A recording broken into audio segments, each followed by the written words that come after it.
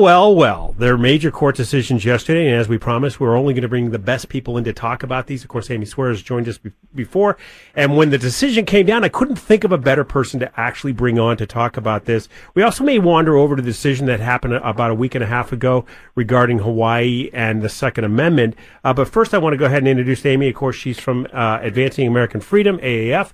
We'll post that information up online. Amy, good morning to you. Happy pre-Independence Day. Good morning, and happy pre-Independence Day to you, too. So we'll get into it, and we'll be a little New Hampshire about this, live free or die straight. When we look at the birthright citizenship case, we've talked briefly about it this morning. I thought it was interesting how it actually broke down. A lot of people are putting Kavanaugh squarely in the camp of those people who said that President Trump didn't have the right with the executive order to get rid of birthright citizenship. But I think it's a little bit more nuanced in Kavanaugh's position. But when the decision came down and you had an opportunity to read really what the justices were saying, your thoughts on that? Yeah, so on the one hand, I think, I've said this from the beginning, and I think many advocates, in full disclosure, I from the very beginning have been on the side of the Trump administration with this. I think their argument is correct. But it always seems to be a bit of an uphill battle. Yes. This is an issue that a lot of people, including these justices, it's not taught in law school, right? It's just sort of presumed. It's not something you really dig into. So I think this was an issue of first impression for everybody having to do this historical research. So it wasn't necessarily surprising that the Trump administration couldn't get 5 votes from the justices here. But I think what was surprising was just how close it was. In some respects, this was the equivalent of like a World Cup game where, the Ivory Coast takes Spain into overtime and loses in penalties. It really was incredibly close for just how quick of a turnaround this was. You look at most cases, most issues, it spends years, we use the term percolating in the lower courts, and this was really just 18 months. I think that alone shows the strength of this argument of how quickly it went from just last year. You had a lower federal court judge refer to Trump's argument as borderline sanctionable for any lawyer to make. And now you have basically 4 Supreme Court justices saying it's correct. Because you're right, Kavanaugh, if you look at his opinion, I don't want to use the term split the baby because it's not really correct. Right. But he agrees with the dissenters about the constitutional question as to what the 14th Amendment means. Well, it's interesting, too, Amy, and I like how you presented that, too, is that I have said for a while, and I probably at least a half a decade, that there are many justices biting at the bit to want to have a birthright citizenship case appear before them. The executive order was always going to be the trouble part of how this ended up coming to the Supreme Court. When you look at that, the bigger sense, the lane that Kavanaugh created, and of course Alito, Gorsuch, and Thomas and Alito, 100 years from now, Amy, people are going to look back at these justices and go, these are just really brilliant people. Just the way that they put the dissent together. But with that being said, and the way that they presented the dissent, is that a call out to Congress? Is it through, Section 1, Article 8? Is it through a constitutional amendment? Where do you think it might go from this dissent? Well, I think when you look at the principal dissent, so essentially excluding Kavanaugh, because, again, they thought that there's a good chance that most of how this executive order could be applied would be constitutional. Again, there's some messiness there, and I want to be very clear and upfront about this. There's always some messiness there because essentially what you're having to do is take this principle of what citizenship means from 1868 based on sort of theories of domicile, right, that have not really had a chance to be explored and defined by courts in a present-day context where you do have many different types of visas. What would this look like in the context of illegal aliens who have been here for, 20 years or 2 generations, right? But those were not issues presented to the court now. So you do see some messiness in the opinions about, like, the hypotheticals of where the limits might be.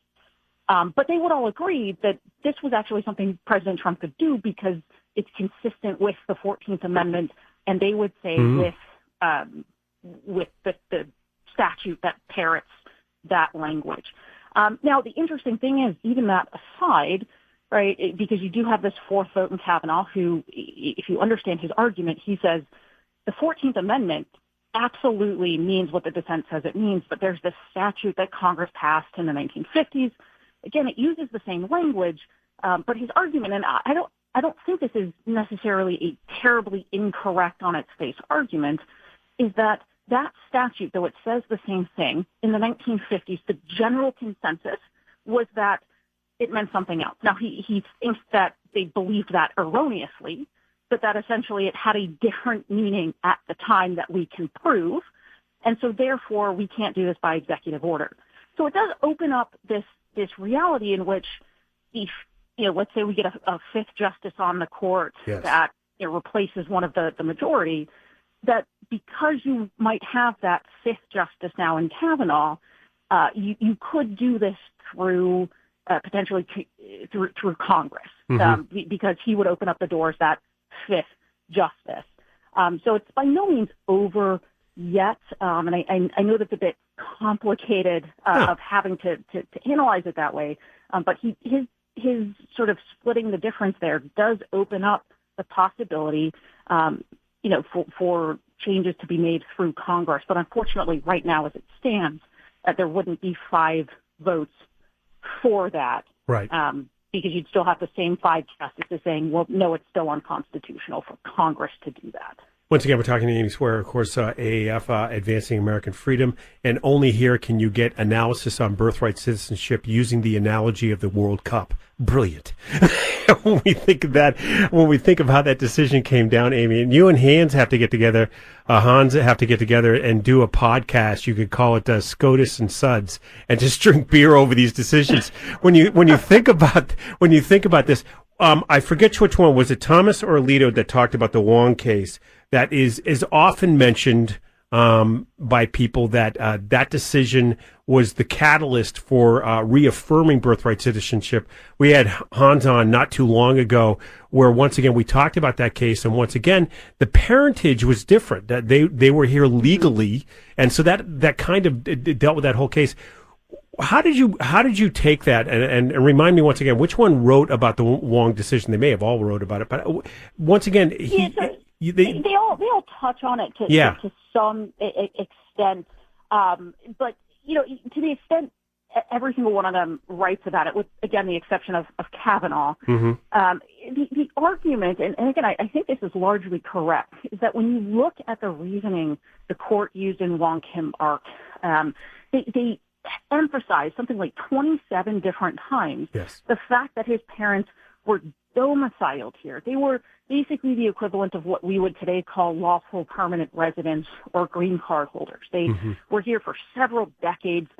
They were here lawfully, and they continued to be here actually lawfully up through a time when Congress started really eliminating the ability for other Chinese individuals to immigrate into the country. So that was a very important distinction. It was the lawful permanent residence of his parents. And they emphasize, too, and I always found this interesting, at the time, one of the problems was that Chinese people of Chinese nationality had no way to naturalize as citizens. We had essentially done to the Chinese what we had done to black people under Dred Scott, which was to say, you can never be Americans because of your race. And so we had stripped that from them. And so you read through these dissents, and all of this comes into play with helping to understand what the purpose of Wong Kim Ark was. And it was to emphasize that lawful permanent domicile of his parents, and to portray, just how similarly the government had been treating his parents as they had been treating the freed slaves who had been, told, well, you can never be citizens because you're black. And all of that just gets lost on the majority, unfortunately. Yeah, that is an interesting part of it, too, as well. And one other question, can we carry over to the next segment? Because I do want to get into the Hawaiian decision, too, because I haven't had a chance to talk about that an awful lot. And it's quite reflective to us here in New Hampshire. You don't mind a second segment, do you? Yeah, happy to do it. Okay, so we're talking to Amy Swearer. Of course, we'll post her information up online. Before we take that break, though, one of the things that I brought up this morning, and I've been talking to my group of friends over this last day about, what we thought of the decision, what was very prominent in here, and it is an understanding that is missed by many analysts, and I don't know if you picked up on this. They talked about the child being representative of birthright citizenship. The parents are not. But one justice made that very clear, that, we're talking about the child is gets the birthright citizenship, the parents do not. And this creates a really interesting dichotomy outside of birthright citizenship of this complexity of you could end up with naturalization immigration law that basically says, look, okay, fine, if we have to accept the child, but we don't have to accept the parents. And that could change laws at every angle across the country. Well, and I think that absurd result shows you just how absurd the underlying argument is. And in fact, it's just that from an originalist standpoint, it's terrible analysis. When you go back and you understand the laws of citizenship, right, both in this nation and in every other nation during the mid-19th century and throughout history in the centuries leading up to that, there is no ability for a child to have citizenship outside of that of the parents because they are minors. They are essentially tied to the citizenship of the parents. Yes. Always. That has always been the analysis. It is some ahistorical re-rendering to suggest that the child individually is how we understand. It's just not how domestic family law works. It's not how international law works. There is no evidence in history that we looked at the analysis of of who the child was subject to. That child's citizenship or subjectship was always tied back to an analysis of that question for the parents. Right. Who did the parents owe their allegiance to? It's one and the same. Yeah, and great. Now I can go back to my friends and say, listen to Amy. What we'll do is take a break. We're going to come back with Amy. We are going to talk about a major decision that came out about 2 weeks ago out of Hawaii related to the Second Amendment, which actually got a lot of coverage. We want to talk to Amy about that. We'll do that next right here on WFEA's The Morning Update. Welcome back once again from Advancing American Freedom. Always great to have these guests on. Amy Swearer joins us, of course. We were talking about birthright citizenship. We're going to shift over to another court decision that came out of the courts. Of course, her and Hans will be talking about it during SCOTUS and SUDS. I forgot, too, that, you were an elite college soccer player. You must be having a heck of a time with the World Cup right now. I can neither confirm nor deny that I'm very excited for the World Cup, yes.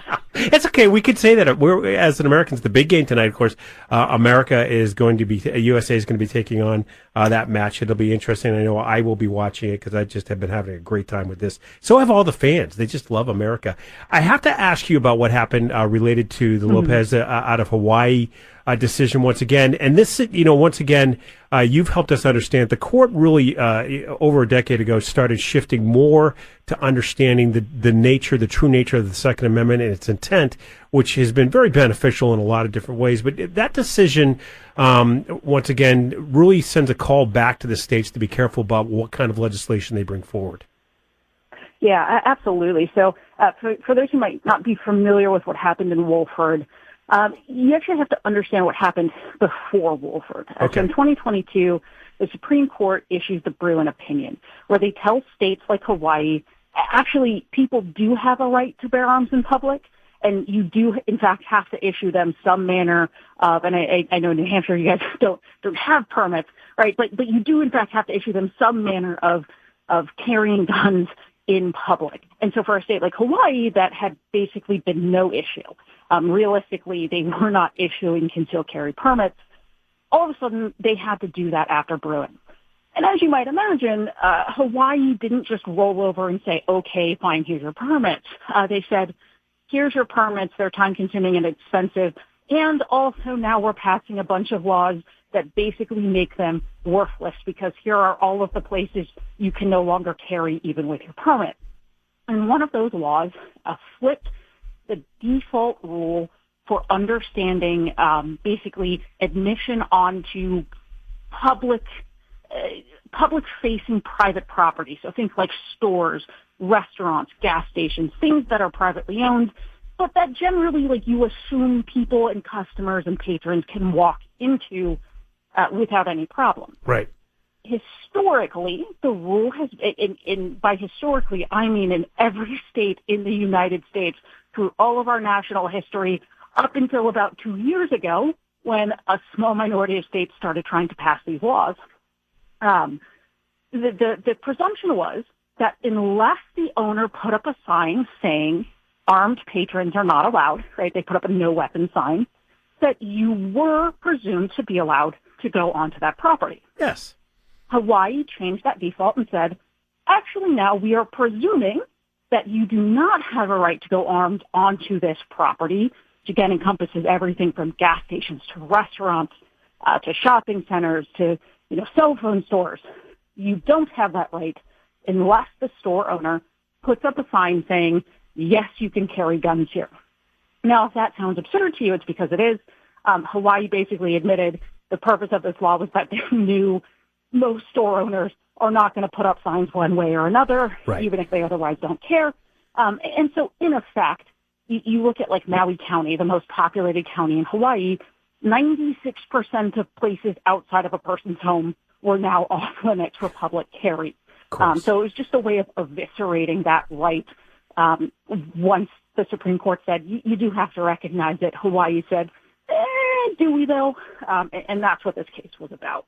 Well, what's interesting too, Amy, is that we'll have this debate. We do not have this debate in New Hampshire, but when we see this debate across the country, we'll hear people framed on who are opposed to the absolute of the Second Amendment, or here in New Hampshire, Article 2A. That these are just common sense measures, and yet when you look at this, Hawaii being one of them, but we see across the country municipalities say, "Okay, fine, you're making us do this. We'll make it so hard no one will ever do it." And now we've got to go, oftentimes county by county, to break down some of the legislation that did pass. Yeah, absolutely, and again, that's the point. It's the unspoken and sometimes now even spoken point of these laws is to make it burdensome and difficult. And while that isn't necessarily the test that the Supreme Court used, that fact does come up. I mean, at the end of the day, this is about history and tradition, and there is no history and tradition of this anywhere. Again, the common law default rule was the opposite up until about 10 seconds ago, when a couple of states got mad that they had to issue concealed carry permits. And so Hawaii tried to pretend like this wasn't some end run around the Second Amendment, an end run around Bruin.